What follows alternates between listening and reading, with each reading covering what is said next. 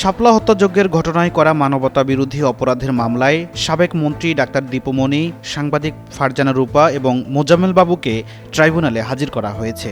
বৃহস্পতিবার সকালে কারাগার থেকে তাদের আন্তর্জাতিক অপরাধ ট্রাইব্যুনালে হাজির করা হয়। এদিন ট্রাইব্যুনালের চেয়ারম্যান বিচারপতি মোহাম্মদ গোলাম মুর্তুজা মজুমদারের নেতৃত্বাধীন বিচারিক প্যানেলে এ বিষয়ে শুনানি হওয়ার কথা রয়েছে।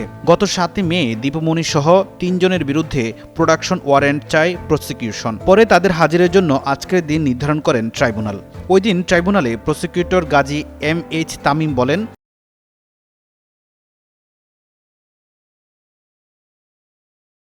২০১৩ সালের ৫ মে শাপলা চত্বরের হত্যাযজ্ঞের সময় পররাষ্ট্রমন্ত্রী ছিলেন দীপুমণি। আইন শৃঙ্খলা রক্ষাকারী বাহিনীর সদস্যরা একদল উচ্ছৃঙ্খল মানুষকে নির্মূল করেছেন বলে আন্তর্জাতিকভাবে প্রচার করেন তিনি।